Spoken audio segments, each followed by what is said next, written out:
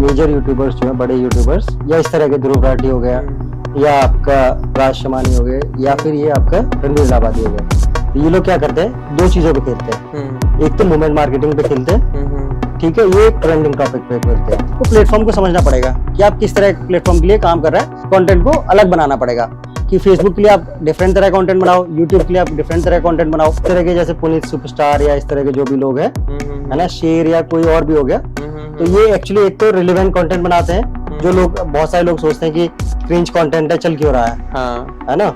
लोग एल्गोरिथम को समझना नहीं चाहते कि जो कंटेंट यूट्यूब पे वर्क कर रहा है वो हो सकता है कि इंस्टाग्राम पे नहीं वर्क करे। तो जैसे अगर आप देखोगे, कुछ दो तरह कंटेंट होता है, एक तो होता है वायरल या ट्रेंडिंग टाइप का जो अभी वर्क कर रहा है, और कुछ कंटेंट होता है जो हमेशा वर्क करेगा। सड़क से उठा के स्टार बना देता हूँ। दो चैनल है, एक यूपीएससी के लिए, अगर मान लीजिए एग्जाम्पल के लिए, एक आपका दृष्टि है विकास दिव्यकीर्ति सर का, और एक स्टडी IQ है। जैसे लक्ष्य चौधरी ने कोई वीडियो बनाया, उसके ऊपर फिर ठगेश ने बना दिया, फिर किसी एक और यूट्यूबर ने बना दिया, है ना। ये सारे मिलके बनाते हैं। उससे क्या होता है कि ये किसी भी टॉपिक को ट्रेंड में कर लेते हैं। एक ये जो अरोड़ा करके बच्चा जो है, उसकी मार रखी है सब लोगों ने प्रॉपर। बट मुझे लगता है कि पहले उसको स्कूल जाना चाहिए। नमस्कार दोस्तों, तो स्वागत है आपका एक और नई मजेदार पॉडकास्ट में। क्या आप YouTube से पैसा कमाना चाहते हैं? क्या एक सोशल मीडिया इन्फ्लुएंसर बनना चाहते हैं? क्या आप भी सपना देखते हैं लाखों करोड़ों कमाने का एक एज ए इन्फ्लुएंसर? तो आज के पॉडकास्ट में हमारे साथ बैठे हैं मिस्टर अभिषेक यादव, जो कि एक डिजिटल मार्केटर एक्सपर्ट हैं, जिन्होंने from the zero to hero YouTube पर लोगों को पहुंचाया है, from the 1000 to millions of views gain की हैं यूट्यूब चैनल पर। आज हम बात करने वाले हैं कि सोशल मीडिया पे कंटेंट क्रिएशन कैसे काम करता है, एंड कंटेंट क्रिएटर इकोनॉमी कितनी बड़ी है 2025 में। और अगर आप भी एक कंटेंट क्रिएटर बनना चाहते हैं, या अपना कंटेंट क्रिएशन से बिजनेस को ग्रो करना चाहते हैं, तो उसके लिए आपको समझना बहुत जरूरी है कि किस तरीके से कंटेंट क्रिएशन काम करता है। तो अभिषेक, हम लोग अभी ऑफ कैमरा डिस्कस कर रहे थे कि एक चैनल आप अभी हैंडल करते हैं नूनू टीवी के नाम से, जिस पर आपका अच्छा खासे सब्सक्राइबर्स हैं एंड व्यूज आते हैं एंड रेवेन्यू जनरेट हो रहा है। तो सबसे पहले हम अपने व्यूअर्स को उसकी जर्नी के बारे में बताएंगे कि आपने वो चैनल कहाँ से स्टार्ट किया था, जो आप टीम के साथ एसोसिएट हुए थे, और उस टाइम पर उस पर कितने सब्सक्राइबर थे, क्या रेवेन्यू उनका आता था, और अभी करंट में वो उसकी क्या स्टेज है, और वो चैनल किस ग्रोथ तक आ चुका है। सो अभी उस चैनल पे जो सब्सक्राइबर हो गए वो 10 मिलियन से ऊपर हो गए, एंड एवरेज लास्ट 6 मंथ में जो हमने व्यूज उस पे जनरेट किए हैं वो लगभग 3 बिलियन के आसपास है। 3 बिलियन, यस। और 7 मिलियन से ज्यादा सब्सक्राइबर गेन हुए हैं। और उसी एक क्लाइंट के हमने टिकटॉक पे लगभग 1.5 मिलियन जनरेट किए हैं फॉलोअर्स, एंड इंस्टाग्राम पे लगभग 7 लाख के आसपास फॉलोअर जनरेट किए, एंड फेसबुक पे 5 लाख के आसपास। तो ये लास्ट 6 मंथ में जो हमने एक्सपोनेंशियल ग्रोथ की है, उसमें मेजर कंट्रीब्यूशन जो है आपका शॉर्ट फॉर्म कंटेंट का है। हाँ, क्योंकि पहले भी हम लोग कंटेंट डाल रहे थे, बट जैसे ही आपको पता है कि शॉर्ट फॉर्म जब से बढ़ना शुरू हुआ है, तो हमने शॉर्ट फॉर्म पे भी थोड़ा फोकस किया और उसको कंसिस्टेंसी के साथ डालना शुरू किया। तो लास्ट 6 मंथ में इतनी सारी जो ग्रोथ है वो विद शॉर्ट फॉर्म कंटेंट भी है। लॉन्ग फॉर्म कंटेंट भी हम लोग पहले से डाल रहे थे, बट शॉर्ट फॉर्म को थोड़ा और फोकस किया, जिसकी वजह से हमारा शॉर्ट फॉर्म कंटेंट की वजह से वो एक्सपोनेंशियली ग्रोथ हो गया। और इसकी जो शुरुआत हुई थी वो जब 8000 सब्सक्राइबर थे उस टाइम हुई थी। तो कोई रेवेन्यू जनरेट होता था उस टाइम? बहुत, मतलब मैंने जब शुरू किया था तभी अप्रैल में, उसी मंथ से मतलब ये मोनेटाइज होना शुरू हुआ है। तो उस टाइम 8000 सब्सक्राइबर थे, रेवेन्यू ऑलमोस्ट 0 के आसपास था। तो एक्चुअली इसकी स्टोरी ऐसे है कि मैंने जब लॉकडाउन हुआ था, तो मेरा जो प्रीवियस काम था, मैं इससे पहले अमेजोन, फ्लिपकार्ट इन सब की लिस्टिंग करता था, ठीक है। तो वहां पे मैं लोगों को हेल्प करता था कि ऑनलाइन अमेजोन वगैरह पे कैसे अपने ब्रांड को ग्रो करें और वहां पे प्रोडक्ट को कैसे रैंक करें। तो वो मेरा जो काम था कोविड में, वो हो गया बंद लॉकडाउन होते ही, ठीक है। तो फिर मुझे क्या करना, मैंने, हाँ, उससे एक्चुअली पहले क्या हुआ था, 2-4 महीने पहले मैंने यूट्यूब को समझने के लिए कुछ कंटेंट डालना शुरू किया था। टिकटॉक से जो भी वीडियोस होती हैं वायरल, उनको कंपाइलेशन करके मैं यूट्यूब पे डालता था, उसके टाइटल वगैरह, थंबनेल वगैरह, ये सब टेस्ट करने के लिए कि किस तरीके से यूट्यूब काम करता है, ये समझने के लिए। तो जैसे ही कोविड में लॉकडाउन में हो गया, एंड मेरा सारा जो पुराना काम था, क्योंकि उस टाइम पे कोविड की पॉलिसीज जो थी उसके अंडर आप डिलीवरी नहीं कर सकते थे, तो सारा अमेजोन का काम बंद था, तो डिलीवरी पॉसिबल नहीं थी, तो इसलिए क्लाइंटों ने भी उस टाइम पे काम को होल्ड कर दिया। तो मैं सोचा कि कुछ नया ट्राई करके देखते हैं। देन मैंने वहां पे अपना ये शुरू किया, एंड आफ्टर अप्रैल के बाद, मतलब मार्च में, मैंने एक पोस्ट डाल दिया था लिंक्डइन पे कि अगर ये चीजें हैं, अगर आपको अपना यूट्यूब ग्रो करना है या सोशल मीडिया पे, इन चीजों को आपको फॉलो करना है, और अगर आप इनमें से कोई भी प्रॉब्लम हो तो आप मेरे से पूछ सकते हैं। देन वहां से ये जो क्लाइंट है नूनू टीवी, उन्होंने मुझे लिंक्डइन के थ्रू अप्रोच किया, एंड फिर उन्होंने अपना मुझे चैनल का एक्सेस वगैरह भेजा। देन हमने उसकी रिपोर्ट वगैरह चेक किया, और फिर मैंने उन्हें बताया कि क्या क्या प्रॉब्लम्स है आपके चैनल में, जिनको आपको इम्प्रूव करना है। उसके बाद आप अपना चैनल को थोड़ा ग्रोथ देख सकते हो। देन वो हमारे साथ एसोसिएट हुए, एंड अभी 4 साल से ज्यादा हो गए, है ना। तो 8,000 से लगभग 10 मिलियन का चैनल हमने उसको बना दिया है। और अभी उस पर रेवेन्यू कितना जनरेट हो जाता है मंथली? अगर सिर्फ यूट्यूब का कहोगे आप, तो मोर देन $70,000 पर मंथ का रेवेन्यू जनरेट हो जाता है, जिसमें हम लोग इन रुपीस कैलकुलेट करें तो it's around 60 lakhs around. Yes, हाँ। बाकी अदर प्लेटफॉर्म से भी आता है, फेसबुक से भी आता है, बाकी जगहों से भी आता है, स्पॉटिफाई वगैरह से। बट मैं सिर्फ यूट्यूब का अगर मानोगे तो मतलब अगर आप ओवरऑल रेवेन्यू मानोगे तो मोर देन 1 करोड़ है। हाँ, 1 करोड़ से ऊपर का रेवेन्यू है उनका social media. Yes, in a month. मतलब आप एक चैनल आपने स्टार्ट किया उनके साथ, मतलब उन्होंने स्टार्ट किया, आपने उस पर मेहनत करी, ऑब्वियस है। जो मल्टीपल चैनल्स हैं उनके, बट ये मैं मेजर जो चैनल मैं हैंडल करता हूँ उसके आपको बता रहा हूँ। 4 साल में पर मंथ 1 करोड़ पर खड़े हुए हैं, जिनका 1 महीने का जो रेवेन्यू है वो 1 करोड़ प्लस है। यस, मतलब ईयरली वो 12 CR प्लस कर रहे हैं ऑलमोस्ट। तो that's the power of content creation. Yes. तो 2015 में 2025 में क्या लग रहा है कि वो चैनल किस लेवल पर होगा? वो एक्सपेक्टेड मुझे लगता है शायद 20 मिलियन तक भी जा सकता है 25 में। बट मैं वैसे आपको क्रिएटर इकोनॉमी के बारे में बताना चाहता हूँ कि 2027 तक जो आपकी क्रिएटर इकोनॉमी लगभग $250 बिलियन की हो जाएगी। हाँ, जिसमें अभी हाँ, क्या है करंट में? अभी 150 मिलियन के आसपास है। 150 मिलियन? हाँ, 2024 के अराउंड 150 मिलियन के आसपास है। वो 250 मिलियन के आसपास हो जाएगी 2025 तक क्रिएटर इकोनॉमी। और इसमें मेजर जो है आपका ब्रांड्स और इन सब से आपको पैसा मिलता है। स्पॉन्सरशिप हो गया, ब्रांड हो गया, है ना, इस तरह की चीजों से आपको मेजर पैसा मिलता है। और अगर आप एक रिपोर्ट देखोगे, ये रिपोर्ट जो है आपकी गोल्डमैन सैक ने ये रिपोर्ट निकाली थी, जिसमें 2027 तक आपका 250 बिलियन की इकोनॉमी होने वाली है, क्रिएटर इकोनॉमी। ठीक है। इसमें मेजर जो रेवेन्यू का सोर्स है लोगों का, उसमें आपका यूट्यूब है, जिसका सबसे ज्यादा परसेंटेज है। ठीक है, 26% जो है यूट्यूब से रेवेन्यू जनरेट होता है लोगों का। दूसरा उसके बाद टिकटॉक है, देन फेसबुक है। इंस्टाग्राम को आपको पता ही है कि डायरेक्ट रेवेन्यू का सोर्स नहीं है, उसमें गिफ्ट वगैरह का है ऑप्शन, बट वो सबके लिए एप्लीकेबल नहीं होता है। ब्रांड स्पॉन्सरशिप, ये सारी चीजों से आपको वहां पे पैसा मिलता है। पर मेजर कंट्रीब्यूटर जो है ज्यादातर लोगों का, वो यूट्यूब है। 50% से ज्यादा लोगों ने आज तक रेवेन्यू जनरेट ही नहीं किया है यूट्यूब से या सोशल मीडिया से, है ना, क्योंकि they don't know the strategy how to make money, या उनको पता नहीं किस तरह का कंटेंट बनाना है, किस निश के लिए कंटेंट बना रहे हैं, या उनकी ऑडियंस क्या है ना। और प्लेटफॉर्म की भी उनको नॉलेज नहीं है ना। क्योंकि इसमें होता क्या है कि एक तो सबसे बड़ी गलती लोग क्या करते हैं सोशल मीडिया पे कंटेंट क्रिएशन में, कि वो किसी एक प्लेटफॉर्म पे वर्क कर रहे होते हैं। जैसे मान लो क्या इंस्टा है, हाँ, जैसे मान लो आप, हाँ, इंस्टाग्राम पे आपका चल गया कंटेंट, सिर्फ आप इंस्टाग्राम पे काम कर रहे हो, फेसबुक पे चल गया, आप फेसबुक पे कर रहे हो, बट इससे मतलब आप ग्रोथ नहीं ले सकते ना। आप कोई फेसबुक पे आपको सर्च, यूट्यूब पे सर्च करेगा, इंस्टाग्राम पे सर्च करेगा, वहां आप मिलोगे नहीं उनको। दूसरी प्रॉब्लम क्या है, लोग एल्गोरिथम को समझना नहीं चाहते कि जो कंटेंट यूट्यूब पे वर्क कर रहा है वो हो सकता है कि इंस्टाग्राम पे नहीं वर्क करे। ऑब्वियस है। जो इंस्टाग्राम पे वर्क कर रहा है वो फेसबुक पे वर्क नहीं करे, और जो टिकटॉक पे वर्क कर रहा है वो हो सकता है यूट्यूब पे वर्क नहीं करे। तो आपको, और इसी तरीके से जो लिंक्डइन पे वर्क कर रहा है वो आपका फेसबुक, इंस्टाग्राम और यूट्यूब पे नहीं करेगा। क्योंकि अगर जैसे आप लिंक्डइन का देखोगे तो लिंक्डइन पे आपका रिटन फॉर्म कंटेंट ज्यादा चलता है ना।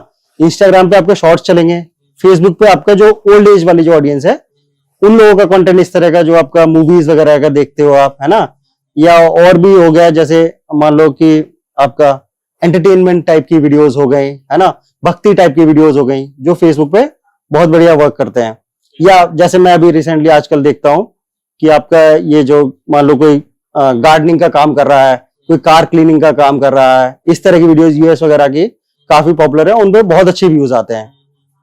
तो एक्चुअली DIY वाला जो कंटेंट है वो भी काफी फेसबुक पे वर्क करता है, बट वो आपको प्लेटफॉर्म को समझना पड़ेगा कि आप किस तरह प्लेटफॉर्म के लिए काम कर रहे हैं, या आपको स्विच हर एक कंटेंट को अलग बनाना पड़ेगा कि फेसबुक के लिए आप डिफरेंट तरह कंटेंट बनाओ, यूट्यूब के लिए आप डिफरेंट तरह कंटेंट बनाओ, सेम ही चीज को आप डिफरेंट तरह से पैकेज करना पड़ेगा। जिससे कि आपको ये ना लगे, क्योंकि अगर आप एक ही वीडियो, जैसे आपने जो यूट्यूब पे हाउ टू वाली वीडियोस डाल दी, वो अगर आप इंस्टाग्राम पे डालोगे तो वो वर्क नहीं करेगी, है ना।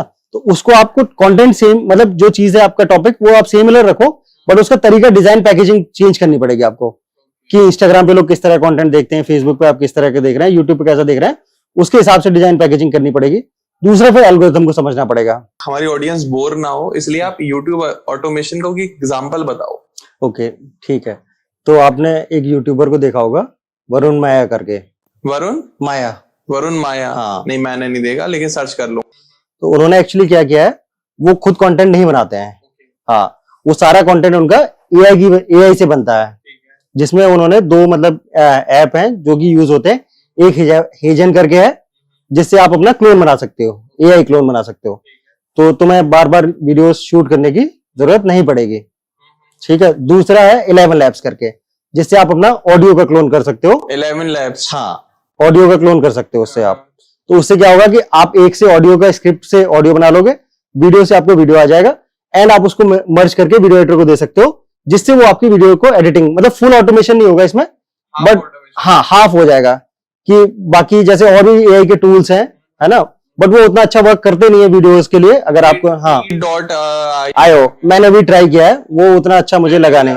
उसका सब्सक्रिप्शन भी मैंने पेड लेके देखा, बट कुछ बना नहीं। हाँ, वो एक्चुअली आप उसको स्क्रिप्ट दो, उस तरह की स्क्रिप्ट से वो ऑडियो नहीं बनाएगा, या जो भी मान लो उसमें कमियां हैं, मान लो वीडियोस की जो रिलेवेंट क्लिप्स आनी चाहिए, चीजें आनी चाहिए, वो नहीं आ रही है। अगर वो सारी चीजें हम खुद ही डालेंगे तो फिर उसका फायदा क्या है एआई टूल्स का, है ना। तो बट हाँ, इसको ऑटोमेशन के लिए सेमी ऑटोमेशन एक तरीके से हो सकता है, फुली ऑटोमेटिक अभी नहीं होता।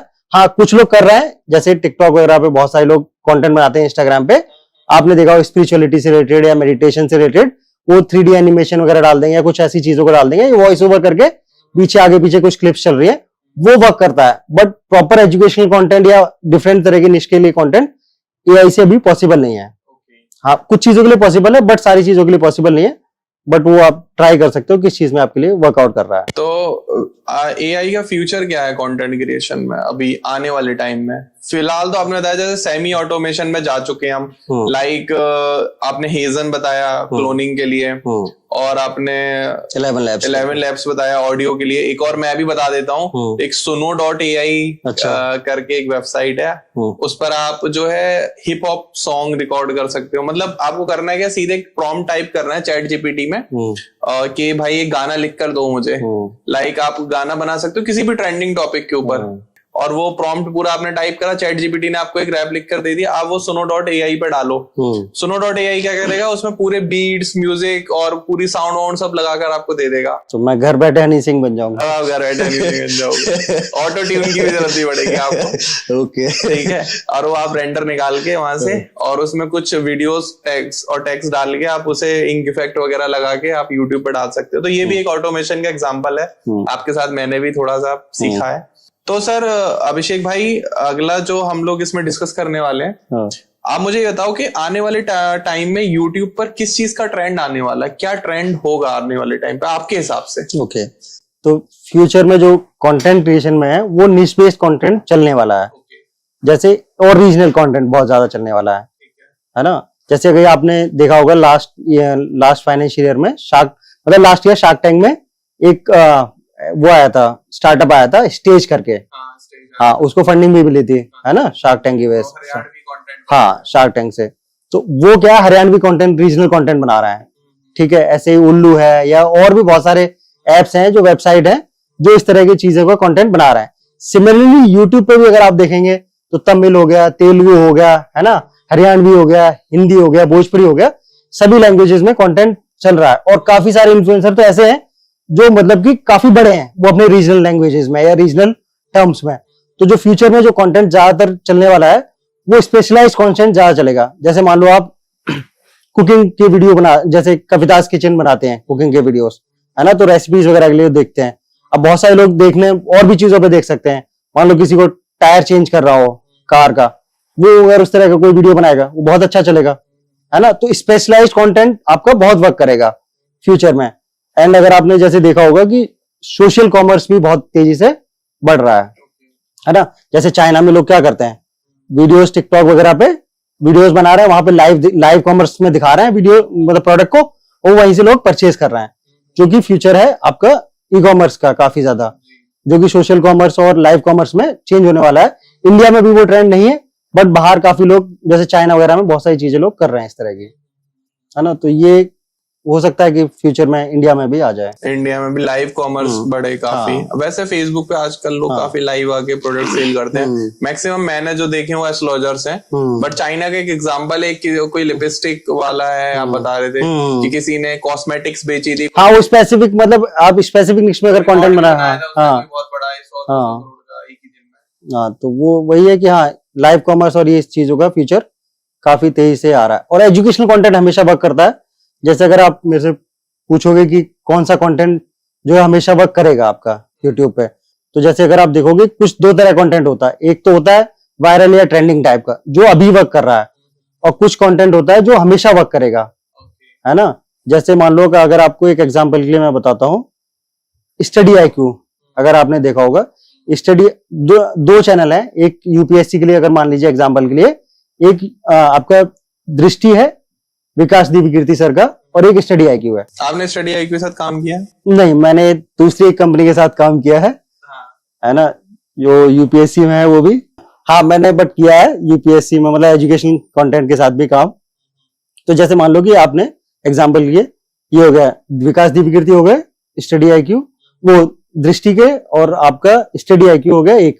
अब ये दो तरह के चैनल है, एक कंटेंट बेस्ड है, एक पर्सनैलिटी बेस्ड है। जैसे अगर आप दृष्टि IAS को देखोगे, पर्सनैलिटी बेस्ड है, उसमें मेजर जो चल रहा है वो आपका विकास दिव्यकीर्ति सर के वजह से चल रहा है। कि अगर आप उनके देखोगे मेजरली उनका पॉपुलर क्या है, उनका पॉपुलर है मॉक इंटरव्यूज। यूपीएससी के जो मॉक इंटरव्यूज आते हैं वो पॉपुलर है उसमें बहुत ज्यादा। बाकी कंटेंट चलता है अच्छा, बट जो मेजर चैनल उसकी वजह से चल रहा है वो मॉक इंटरव्यूज की वजह से चल रहा है। स्टडी IQ को अगर आप देखोगे तो वहां आपका कंटेंट बेस्ड है, वो कंटेंट बेस्ड चल रहा है चैनल। वहां पे ऐसा नहीं किसी के फेस के बेस पे, या वैसे जैसे उन्होंने बहुत सारी वीडियोस डाल रखी हैं, आप बहुत सारे टॉपिक्स पे देखोगे मिल जाएंगी। जैसे एवरग्रीन कंटेंट का एक एग्जांपल बता देता हूं, उन्होंने बहुत सारे बायोग्राफीज बना रखी हैं। आपका मान लीजिए नितिन गडकरी जी के ऊपर आपको बायोग्राफी मिल जाएगी, ओशो के ऊपर आपको बायोग्राफी मिल जाएगी, गौतम बुद्धा के ऊपर आपको बायोग्राफी मिल जाएगी। अगर आप कोई भी बायोग्राफी सर्च करोगे वो आपको स्टडी IQ पे मिल जाएगी। हाँ, तो वो कर रहे हैं आपका कंटेंट बेस्ड पे काम। ये हो गया पर्सनैलिटी बेस्ड, मतलब ब्रांड बेस्ड। अब आप अगर इसमें देख सकते हो कि कौन सा वर्क करेगा, दोनों वर्क करेंगे, दोनों के प्रोज एंड कॉन्स हैं। आपका ब्रांड बेस्ड भी हो सकता है, पर्सनैलिटी बेस्ड, और आपका कंटेंट बेस्ड भी हो सकता है। कंटेंट बेस्ड में आपकी डिपेंडेंसी नहीं है किसी एक फेस पे, क्योंकि मैंने एक और चीज देखी स्टडी वाले, मतलब इसमें यूपीएससी वगैरह में या एजुकेशन में, कि सबसे बड़ा प्रॉब्लम क्या होता है चैनल्स के साथ या सोशल इन कंपनीज के साथ में, कि कोई टीचर पॉपुलर हो गया या फैकल्टी पॉपुलर हो गया, अपना चैनल शुरू कर वो अपना चैनल शुरू कर लेता है, या फिर वो अपने इतने पैसे डिमांड कर देता है कि वो लोग अफोर्ड नहीं कर पाते, या दूसरी कंपनी हायर कर लेती है उनको। कोचिंग बहुत ज्यादा होती है इस एजुकेशनल इंडस्ट्री में।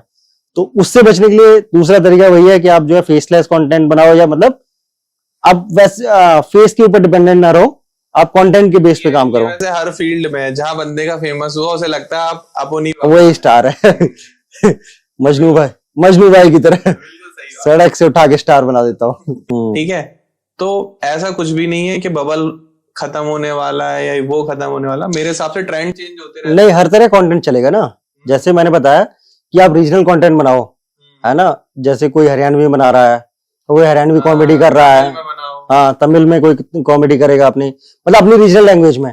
कि मान लो कि मुझे इंग्लिश नहीं आते, अब मुझे तमिल में सीखना है कि मतलब आईफोन का पासवर्ड कैसे रिसेट करूं, आप कंटेंट बनाओ, वो चलेगा, है ना। तो ये निश बेस्ड कंटेंट और रीजनल कंटेंट का बहुत ज्यादा, मतलब आने वाले टाइम में वो ज्यादा सक्सेसफुल होगा जैसे मल्टी लैंग्वेज आती है। हाँ, आज ही जाता हूँ। क्या है, कौन सी लैंग्वेज पहले सीखूं? रशियन, स्पेनिश, इटालियन, कौन सी? जर्मन। क्यों, सबसे बड़ा यूट्यूबर जर्मन है? नहीं, सबसे बड़ा तो मिस्टर बीस्ट है। इंडिया का तो कैरी मिनाटी है शायद, नहीं, टी सीरीज है सबसे बड़ा वैसे। नहीं, पब्लिक फिगर, जैसे पब्लिक फिगर पर्सनल लेवल पे तो हाँ कैरी है, नंबर बेस में तो कैरी है सबसे ज्यादा। शायद ध्रुव राठी आ गया। नहीं, अभी भी शायद, पता नहीं, नंबर ऑफ वीडियोस कितने किसके पब्लिश हो रहे हैं उसके ऊपर डिपेंड करेगा, बट 3 या 4 महीने में एक वीडियोस आ रही है। ध्रुव राठी की वीकली आती है। हाँ, तो उसका एवरेज जो है 4-5 मिलियन के आसपास है ना व्यूज का, ध्रुव राठी का 20-30 मिलियन जा रहे हैं। नहीं, एवरेज जो फर्स्ट 24 आवर्स में जो आते हैं व्यूज वो लगभग 3-4-5 मिलियन के आसपास है। हाँ, तो वो महीने में कमा लेता है 30-40 मिलियन। हाँ। वो 3 महीने में उतने करता है। अब वो देखना पड़ेगा स्टैट्स किसका है कितना, बट हाँ लेकिन जर्मनी से है वो। कौन? ओके, जर्मनी से। हाँ, तो एक सक्सेसफुल यूट्यूबर बनने के लिए कितना टाइम लग जाता है? देखो, क्या मतलब एक आइडिया दे दो सो दैट कि लोगों के दिल में आराम रहे, मेरे में भी, क्या भाई इतने टाइम में यूट्यूबर तो बन ही जाएंगे। अर्निंग कब से स्टार्ट हो जाती है? 6 महीने से पहले अर्निंग पॉसिबली नहीं हो पाती है। अच्छा। हाँ, कम से कम 6 महीने से 1 साल लगेगा, जिसमें आपके अगर बहुत अच्छे से चैनल चल रहा है तो बेसिक कुछ रेवेन्यू आना शुरू हो जाएगा। जैसे 2-4-5 हजार। हाँ, 5-10 हजार रुपए के आसपास। बहुत सारे जो लोग दिखाते हैं आपको कि यूट्यूब पे मिलियंस कमा रहे हैं, ये सब मैं आपको बता देता हूँ कि जो मेरा क्लाइंट है नूनू टीवी, उनके 700 मिलियन के आसपास व्यूज हैं मंथली, तब $70,000 के आसपास रेवेन्यू है। अब जो लोग 2 लाख 5 लाख व्यूज पे दिखा देते हैं कि वो 50,000 कमा रहे हैं, लाखों रुपए कमा रहे हैं, वो सब झूठ बोलते हैं। एक्चुअली लोग पैसा कमा रहे हैं बट यूट्यूब से नहीं कमा रहे हैं डायरेक्टली। हाँ, brand deal, sponsorship, affiliate marketing करते हैं कि किसी ने कोई ड्रेस दिखा दी और उसमें वो इंटीग्रेशन मार दिया है ना कि ये लिंक से जाके परचेज कर लो, उसकी वजह से वैसे वो 50,000 कमा रहे हो, लाखों कमा रहे हो, बट यूट्यूब से डायरेक्ट रेवेन्यू नहीं है उनका। तो ये सब जो लोग बोलते हैं कि लाखों करोड़ों कमा रहे हैं, वो सब झूठ बोल रहे हैं, है ना। कुछ लोग ये भी कर रहे हैं कि खुद फेमस होने के बाद दूसरों को फेमस करने के लिए कंटेंट बना रहे हैं, जैसे आप कर रहे हो। तो आपको YouTube पर फेमस होने के लिए लगभग 6 से 1 साल का टाइम लेना चाहिए। हाँ, कंसिस्टेंट। इससे पहले आप सोचो भी मत फेमस होने। हाँ, नहीं, उससे भी पहले ये समझना जरूरी है कि आप कंटेंट किस तरह का बनाना चाहते हो। लोग आजकल कॉपी कंटेंट की तरफ ज्यादा जा रहे हैं। हाँ, कॉपी कंटेंट काम करता है, किस मतलब वो भी अलग अलग निश के हिसाब से है, किस तरह का कंटेंट आप बनाना चाहते हो या किस तरह की आप मतलब निश के लिए आप काम कर रहे हो, उसके हिसाब से स्टार्टिंग कॉपी कंटेंट आपका बढ़िया काम करेगा। जैसे मैं आपको मतलब बता दूं कि काफी सारे लोग जो है, मैंने कई बार चीजों को देखा है कि एक यूट्यूबर कोई वीडियो बना रहा है, जैसे लक्ष्य चौधरी ने कोई वीडियो बनाया, उसके ऊपर फिर ठगेश ने बना दिया, फिर किसी एक और यूट्यूबर ने बना दिया, है ना। ये सारे मिलके बनाते हैं, उससे क्या होता है कि ये किसी भी टॉपिक को ट्रेंड में कर लेते हैं। हाँ, अब 2 तरीके हैं ट्रेंड में जाने के, या तो आप कोई ट्रेंडिंग टॉपिक के अराउंड वीडियो बना दो, या आप अपना ट्रेंड क्रिएट कर दो, या कुछ तरीके से। जैसे अभी आपने वो देखा होगा, एक ये जो अरविंद अरोड़ा करके बच्चा जो है, उसकी मार रखी है सब लोगों ने। है ना, मुझे फर्क नहीं पड़ता। हाँ, ठीक है, तो सब लोगों ने उसको ट्रेंड कर दिया लाके पूछ हर एक में। वो ओनली देसी करके एक चैनल है, उसने पहले वीडियो बनाई थी, उसके बाद इन सब ने बनाया वीडियो उसके ऊपर। ठीक है, मुझे उसमें मतलब कोई खास दिक्कत नहीं है उस बच्चे से, बट मुझे लगता है कि पहले उसको स्कूल जाना चाहिए। है ना। लोगों का कहना है कि उसके माँ बाप उसे क्रिएटर की तरह यूज। देखो, मेरा पर्सनली ऐसा मानना है कि मतलब भक्ति वगैरह में, स्पिरिचुअलिटी, मैंने जो मतलब भगवत गीता में सीखा है वो ये होता है कि 4 चीजें हैं जिनका आपको अगर अनुभव नहीं है, एक्सपीरियंस नहीं है, तो आप स्पिरिचुअलिटी के लायक नहीं हो। क्योंकि स्पिरिचुअलिटी, मुझे श्लोक अभी याद नहीं है, बट मैं आपको बता दूंगा, ये श्लोक भी है कि कौन कौन एलिजिबल है जो स्पिरिचुअलिटी या भक्ति में आता है। ठीक है, तो मेजरली ये है कि आपके अंदर 4 चीजों का एक्सपीरियंस नहीं है, आपका काम, क्रोध, लोभ और मोह। अगर इन चीजों का आपने अगर एक्सपीरियंस ही नहीं किया तो आप भक्ति की तरफ मुड़े कैसे। अब उसने कौन सा बच्चे ने देख लिया है ना कि कौन सा मोह देख लिया या क्रोध देख लिया है ना, कहाँ लोभ कर लिया उसने। तो जब तक इन चीजों का एक्सपीरियंस नहीं, आप ये सब चीजें कर रहे हो, तो वो एक तरीके से फ्रॉड ही लगेगा, है ना, क्योंकि रिलेवेंस ही नहीं है उन चीजों की। तो भगवत गीता में वैसे बताया है इस चीज के बारे में कि 3 तरह के लोग हैं जो कि आपको भक्ति में आते हैं, है ना। तो इन उसके लिए आपको ये सब चीजें एक्सपीरियंस करनी पड़ेगी, क्योंकि स्पिरिचुअलिटी या जो ये सब भक्ति वगैरह है वो सब अनुभव पे है, बिलीफ पे है। जब तक आपको इन चीजों का है ही नहीं और आप डायरेक्टली बस एक्टिंग कर रहे हो, कुछ भी कर रहे हो, तो फिर नहीं चलता है। ROI की बात करते हैं यूट्यूब में आजकल लोग। अभी मेरे पास भी आज एक क्लाइंट आए थे, उन्होंने क्या करा, एक 5.5 मिलियन सब्सक्राइबर वाला चैनल खरीदा एट अराउंड 3.5 लाख रुपए का। और उन्होंने मुझे बताया कि इसपे वो उन्होंने इसलिए खरीद लिया कि इतना बड़ा नंबर बेस ऑफ सब्सक्राइबर है, तो वो पॉडकास्टिंग शुरू करना चाहते हैं एज ए करियर। तो उन्होंने कहा भाई मैंने ये चैनल खरीद लिया 3.5 लाख का, और मैं इस पे लोगों को बुलाऊंगा, गेस्ट को। मैंने भी उनको सजेस्ट करी कुछ चीजें कि आप इस तरीके से करो। तो इसमें ROI का क्या बेस्ड है? क्योंकि हर एक इन्वेस्टर या कोई बिजनेसमैन जो किसी बिजनेस में परस्यू करता है तो वो ये सोचता है कि मैं इतना इसमें पैसा लगा रहा हूँ, इतना टाइम दे रहा हूँ, तो मुझे रिटर्न में क्या मिलेगा? तो YouTube की कोई ROI ऑफ परसेंटेज है कि इतना लगा कि इतना मिल सकता है? देखो 3 साल तक फिर आप एक्सपेक्ट मत करो, है ना, कि अगर आप सोचो कि 30,000 रुपए लगा के 3 लाख रुपए कमा लोगे महीने के, स्टार्टिंग में पॉसिबल नहीं, स्टार्टिंग में 2-3 साल तक, है ना। धीरे धीरे ग्रेजुअली रेवेन्यू जनरेट होता है या मतलब ग्रो करता है, ठीक है। अगर आप जैसे ध्रुव राठी का भी देखोगे तो शायद 15 या 17 से उसने स्टार्ट किया है यूट्यूब का, तो अभी लगभग 7-8 साल का कैरियर हो गया है तब कहीं। और लास्ट में मतलब लास्ट 1 साल में जो अगर एक्सपोनेंशियल ग्रोथ है वो आपकी लास्ट के 1 साल में है ना। तो वो उतनी ग्रोथ आने के लिए उतना टाइम आपको वेट करना पड़ेगा या उतना रेवेन्यू, ठीक है। दूसरे तरीके जो है आपको पता ही है, ब्रांड स्पॉन्सरशिप हो गया, एफिलिएट मार्केटिंग हो गई, वहां से रेवेन्यू जनरेट हो सकता है। बट वो डिपेंड करेगा कि आप किस निश में काम कर रहे हो। आप क्लॉथिंग में कर रहे हो तो शायद आपको बार्टर सिस्टम पे लोग रख लें स्टार्टिंग में, अगर आपके फॉलोअर्स वगैरह नहीं होते तो बार्टर सिस्टम में काम करते हैं, फिर धीरे धीरे लोग थोड़ा पे करते हैं, है ना। तो वो इस पे डिपेंड करेगा कि आप कितना किस निश में काम कर रहे हो और किस तरह का कंटेंट बना रहे हो। हाँ, बिजनेस रिलेटेड हो सकता है। जैसे मैं एक एग्जांपल के लिए बताता हूँ, मैंने 2020 में एक वीडियो डाली थी पॉलिटिकल मार्केटिंग रिगार्डिंग कि how to run your Facebook ad, political ads on Facebook. उस वीडियो से मैंने लगभग 5 लाख के आसपास पैसे कमा लिए, 5 से ऊपर ही कमा लिए होंगे, जिसमें मैंने यूट्यूब से 1 रुपया नहीं कमाया क्योंकि मेरा चैनल मोनेटाइज नहीं था। बट वहां से मेरे पास इंक्वायरीज आती हैं और वो डायरेक्टली क्लाइंट की फॉर्म में कन्वर्ट हो जाता है। अभी भी मेरे पास इंक्वायरीज आती है। तो इस तरह की अगर चीजें कर रहे हो तो आप ज्यादा पैसा कमा सकते हो, यूट्यूब के अगर भरोसे नहीं हो। बट यूट्यूब को आप ब्रांड की तरह या अपने प्रमोशन की तरह यूज कर सकते हो कि आप अपने प्रोडक्ट को, सर्विसेज को, इन चीजों को कैसे प्रमोट करें, या उसके रिगार्डिंग एजुकेशनल कंटेंट बनाओ या कुछ भी चीजें करो जिससे कि आपकी विजिबिलिटी बने, लोगों के अंदर ट्रस्ट बने आपका, और वहां से आप अपना कन्वर्जन कर सकते हो डायरेक्टली। जैसे यूट्यूब का सीपीएम जो है इंडिया में बहुत कम है। अगर आप ग्लोबल कंटेंट बना रहे हो इंग्लिश वगैरह में तो हो सकता है कि आप ज्यादा रेवेन्यू कमा पाओ। हाँ, तो इंडिया में इतना पैसा नहीं है। और अगर कोई 50 लाख लगा के स्टार्ट कर रहा है देन 50 लाख लगा के एक्सपोनेंशियल ग्रोथ होती है एक्चुअली इसमें। तो स्टार्टिंग में शायद 6 महीने या साल भर आपको कुछ ग्रोथ नहीं दिखेगी, लेकिन 2 से 3 साल के बीच में आपको बहुत सारी ग्रोथ दिखना शुरू हो जाएगी। पर एटलीस्ट 1 साल तो कम से कम मान लो आप, जो ब्रेक इवन आने के लिए आपको।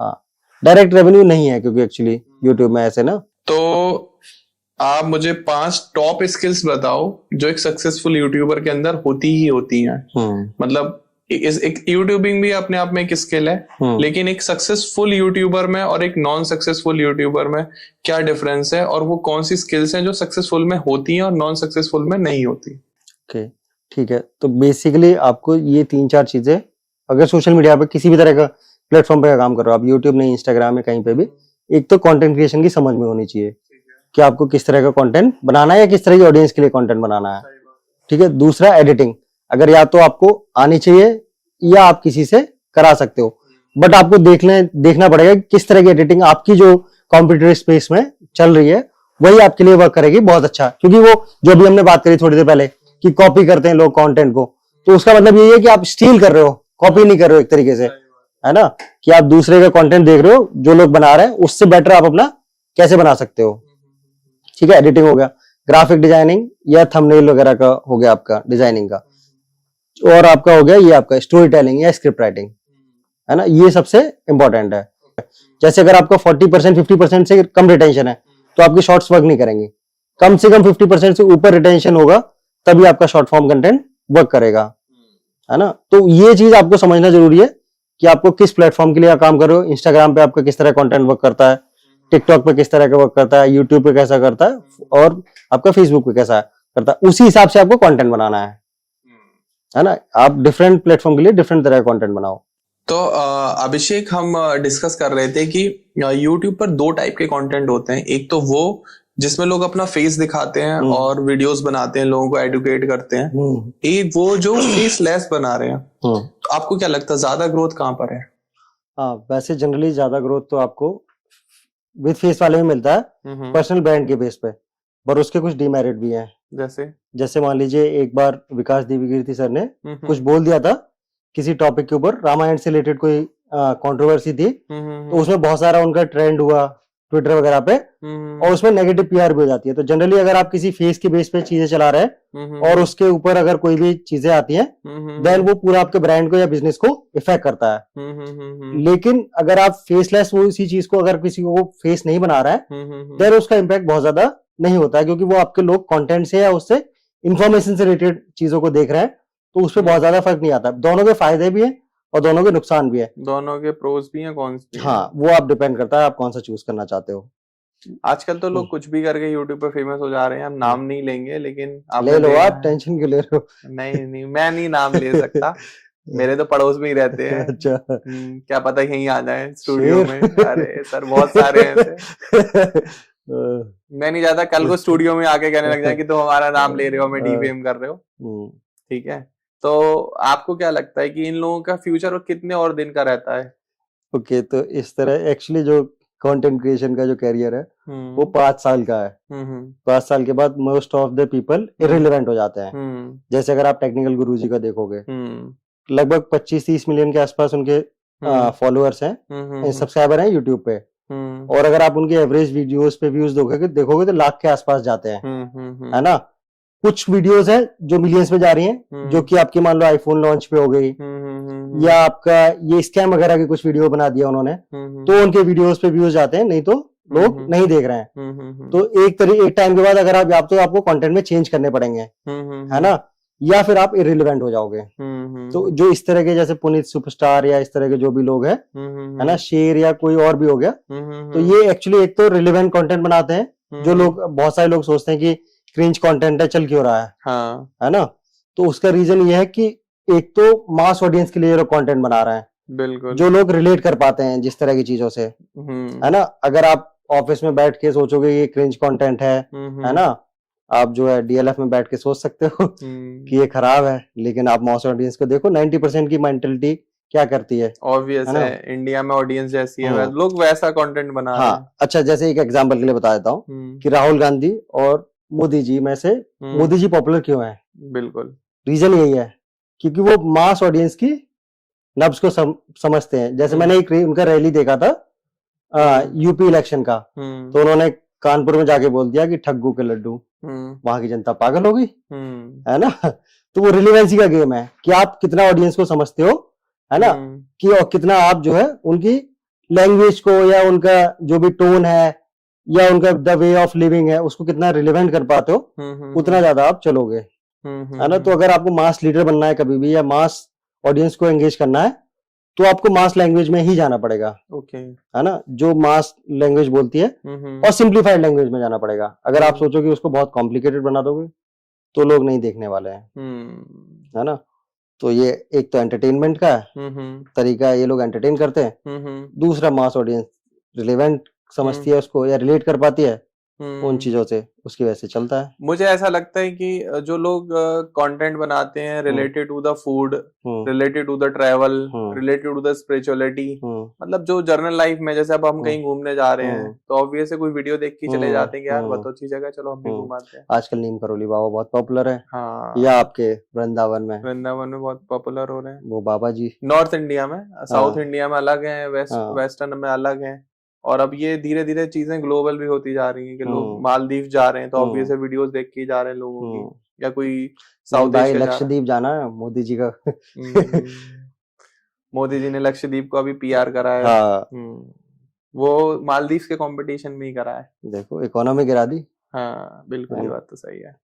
तो लोग आगे गोइंग फॉरवर्ड करते हैं, जैसे आपने बताया कि ये जो लोग बिल्कुल क्रिंज कंटेंट बनाते हैं, आपने जैसे शेर के बारे में बताया, दीपक कलाल का नाम लिया, पुनीत सुपरस्टार का लिया, एक कंटेंट बनाते हैं जो राज शमामी हो गए, रणवीर इलाहाबादिया हो गए, जो पॉडकास्टिंग वगैरह में भी आ चुके हैं, इसके अलावा भी उन्होंने काफी सारे कंटेंट बनाए, जो ध्रुव राठी हो गए। तो आप इनके करियर में भी कभी डाउनफॉल देखोगे?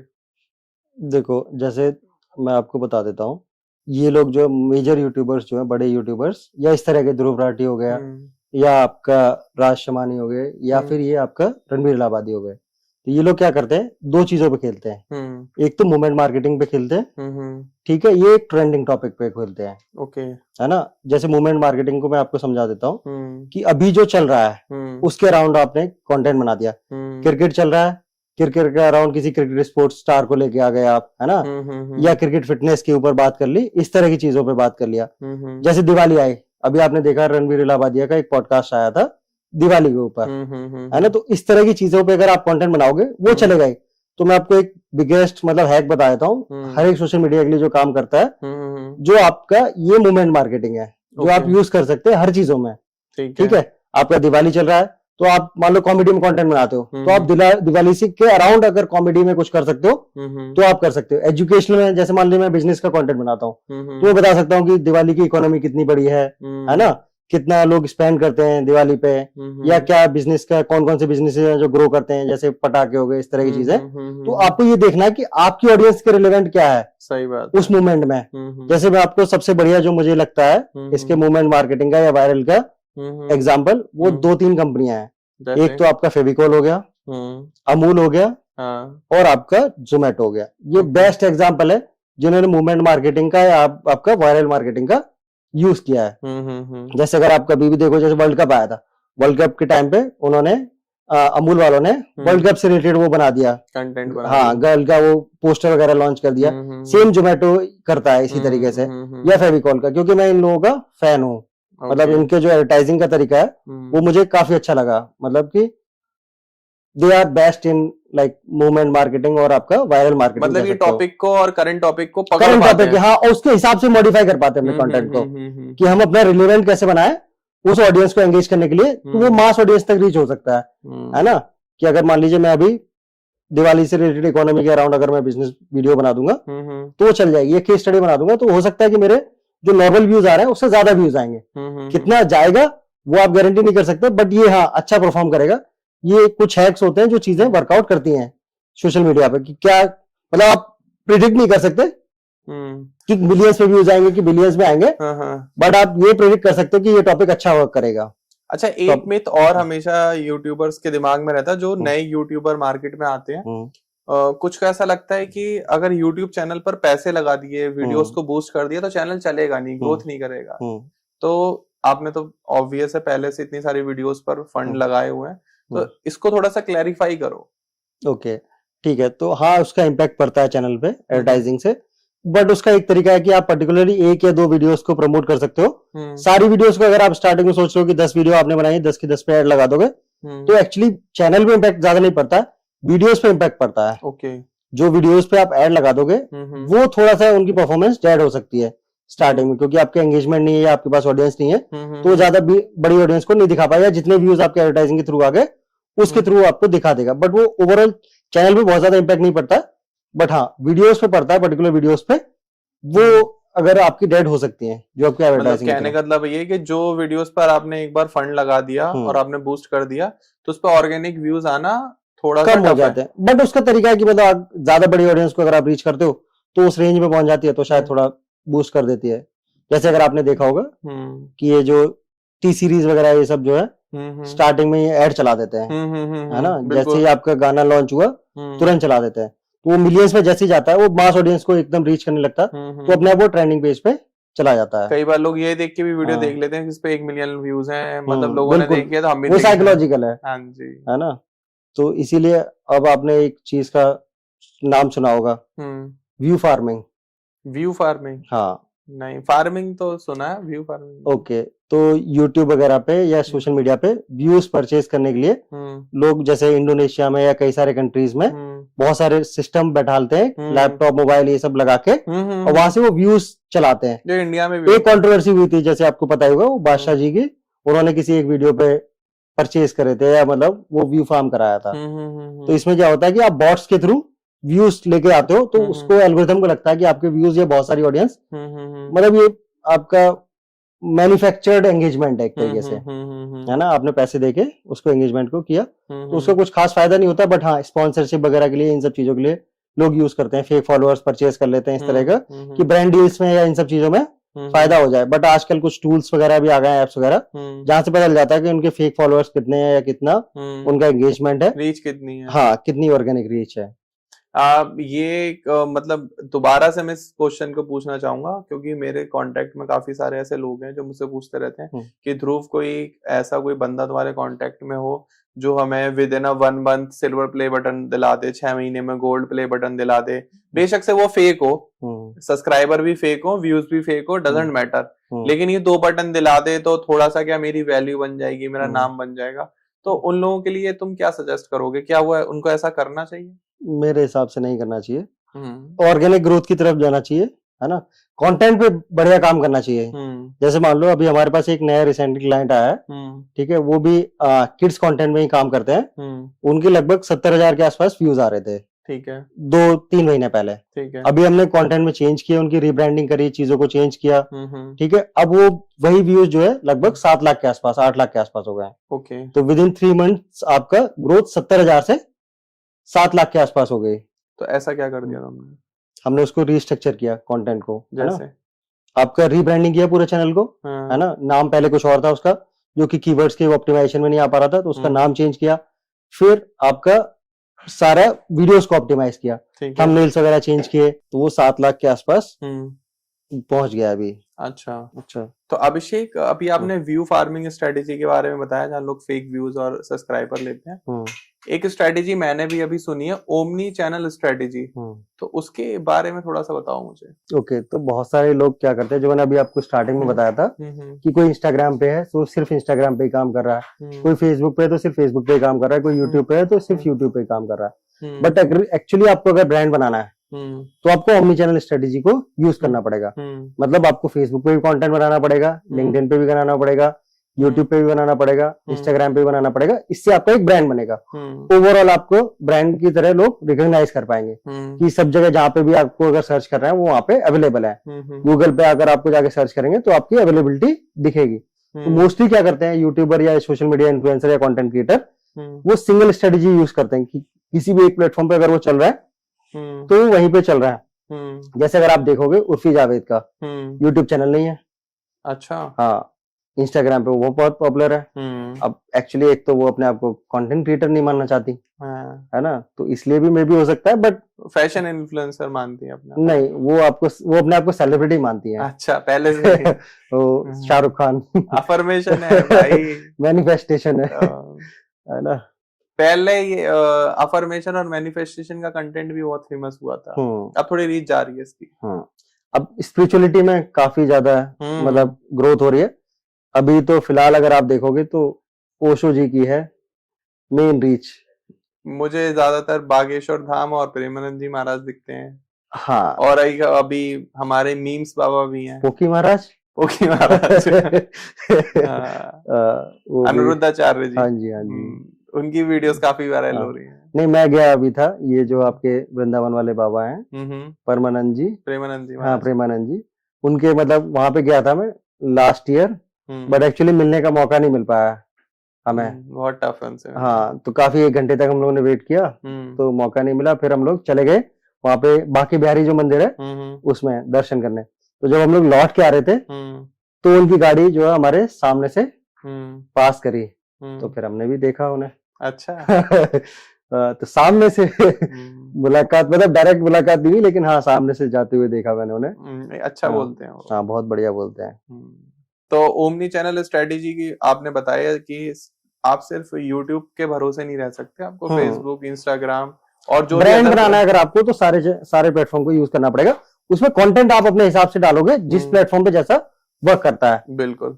अच्छा, कुछ लोग ऐसा भी करते हैं, आप ही की फील्ड के हैं, एसईओ के नाम पर लोगों से 30-30, 40-40 हजार रुपए चार्ज करते हैं महीने के, और उसमें बताते हैं कि टाइटल डिस्क्रिप्शन पे काम होगा, हैशटैग पे काम होगा, टेक्स्ट पे काम होगा, इस पे काम होगा, उस पे काम होगा। तो टाइटल डिस्क्रिप्शन हैशटैग ज्यादा इंपॉर्टेंट है या रेलिवेंसी ज्यादा इंपॉर्टेंट है? अब इसमें या क्वालिटी ऑफ कंटेंट ज्यादा इंपॉर्टेंट है? इसमें सारी चीजें इंपॉर्टेंट है, ठीक है। कीवर्ड्स वगैरह, टाइटल टैग, डिस्क्रिप्शन वगैरह एजुकेशनल कंटेंट में बेटर वर्क करते हैं एज कंपेयर किसी आप और कंटेंट में देखोगे। वेटेज क्या दोगे आप परसेंटेज में? किस चीज का? टाइटल, डिस्क्रिप्शन, हैशटैग और टैग्स में, क्वालिटी ऑफ कंटेंट में और रेलिवेंसी में? मैं 70% दूंगा आपका थंबनेल को। हाँ, बाकी 20% दूंगा आपके टाइटल को, बाकी के 10% में ये सारी चीजें हैं। ओके, मतलब most important is thumbnail. But कुछ लोग क्लिक बेट करते हैं, उसके बाद फिर वो कंटेंट की क्वालिटी आती है उसके बाद में। अगर आपने मान लीजिए अट्रैक्ट करके सामने से लेके आ गए ऑडियंस को, वीडियो पे क्लिक करा लिया, लेकिन अगर आपका कंटेंट अच्छा नहीं होगा तो चलेगा ही नहीं, रिटेंशन नहीं आएगा, जो मैंने आपको स्टार्टिंग में बताया था। सही बात है ना, कि रिटेंशन जरूरी है वीडियो का। थंबनेल मोस्ट इंपॉर्टेंट है, क्योंकि बहुत सारे लोग जनरली, अगर आप सजेशन में वीडियोस देख रहे हैं तो जनरली टाइटल नहीं पढ़ते हैं बहुत सारी वीडियोस का, आप थंबनेल देखते हो, थंबनेल पे क्लिक कर देते हो। तो मोस्ट इंपॉर्टेंट इज थंबनेल, जो मैंने अभी आपको बताया था कि जो हमारे पास एक क्लाइंट आए थे किड जोन, तो उनमें हमने यही सारी चीजें चेंज करी हैं। कि उनके थंबनेल का डिजाइन चेंज कराया, टाइटल्स वगैरह, ये डिस्क्रिप्शन वगैरह चेंज किए, क्योंकि वो एजुकेशनल कंटेंट है, किड्स कंटेंट है, तो उसमें कीवर्ड्स वगैरह चीजें वर्क करती हैं। बट बहुत सारे कंटेंट में नहीं करता है। अगर आप कॉमेडी से रिलेटेड वीडियोस बना रहे हो, है ना, या आप मान लो ब्लॉगिंग कर रहे हो, ब्लॉगिंग में आपके कीवर्ड्स कैसे काम करेंगे? सही बात है ना, तो उन जगहों पे नहीं करते, बट थंबनेल वहां पे या उस तरह का बेसिक टाइटल चीजें काम करती है, बट वो सब जगह चीजें वर्कआउट नहीं करती हैं। तो काफी लोग इसमें कंफ्यूजन में रहते हैं कि टैक्स वर्क करते हैं या नहीं करते हैं, डिस्क्रिप्शन या ये सारी चीजें वर्क करती हैं कि नहीं करती हैं। कुछ लोग तो इसी को भगवान बना देते हैं ना। नहीं, ये चैनल स्ट्रेटेजी चेंज करनी, मतलब डिपेंड करेगा कि किस तरह कंटेंट पे आप काम कर रहे हो, उसमें किस तरह की चीजें इंपॉर्टेंट है। किसी तरह के चैनल में आपके लिए थंबनेल, जैसे मिस्टर बीस्ट के जैसा कंटेंट अगर आप देखोगे तो उसमें वो टाइटल कीवर्ड बेस पे थोड़ी है, थंबनेल बेस पर है ना, थंबनेल बेस पे है। ठीक है, तो अभिषेक अपने फ्यूचर प्लान्स के बारे में बताओ कि आगे आप क्या प्लान कर रहे हो?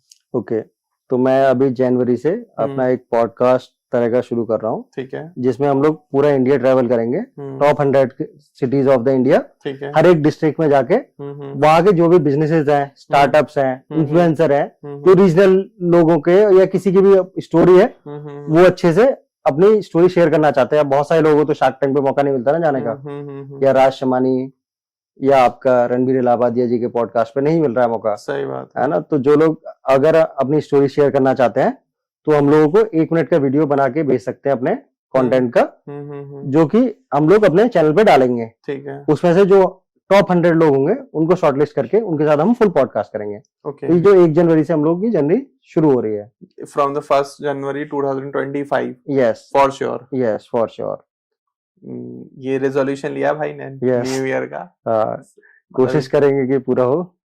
I wish you all the best for your future plans.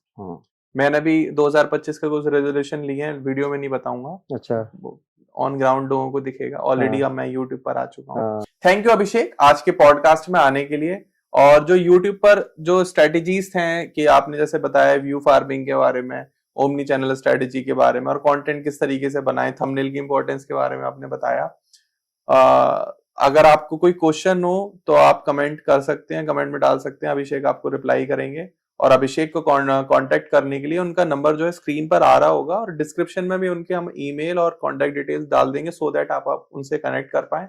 अगर आपका कोई यूट्यूब चैनल है और वो ग्रोथ नहीं कर रहा, उस पर व्यूज नहीं आ रहे, सब्सक्राइबर नहीं बढ़ रहा है, या रेवेन्यू आपका बहुत कम जा रहा है, तो आप अभिषेक से कांटेक्ट करके अपने चैनल की ग्रोथ देख सकते हैं। जो कि अभिषेक पूरा इनऑर्गेनिक ऑर्गेनिक दोनों तरीके से चैनल को ग्रो करते हैं। जैसे हमने बताया आपको पहले भी कि उन्होंने काफी सारे चैनल को ग्रो किया है, लाइक नूनू टीवी, अभी सर ने बताया किड जोन किंगडम पर भी काम कर रहे हैं, स्टडी IQ का एक एग्जांपल दिया था कि उस टाइप के भी कुछ चैनल सर ने ग्रो किए हैं, नॉट स्टडी IQ। तो बाकी इस पॉडकास्ट को पसंद आया हो तो प्लीज वीडियो को लाइक करिएगा, और हमारे सपोर्ट के लिए, धर्मसूत्र पॉडकास्ट शो के सपोर्ट के लिए चैनल को सब्सक्राइब कर लो भाई, सब्सक्राइब करो करो करो, और वीडियो को शेयर करो, सो दैट सारे कंटेंट क्रिएटर्स जो हैं वो इस वीडियो को देखें, जिनके मिथ्स हैं वो एक बार क्लैरिटी मिल जाए, जिनका रेवेन्यू नहीं आ रहा वो पैसे कमाने लग जाए। और बने रहिए हमारे साथ, आपका साथ, हम अभिषेक भाई का साथ, सबका विकास एक साथ। राधे राधे। राधे राधे।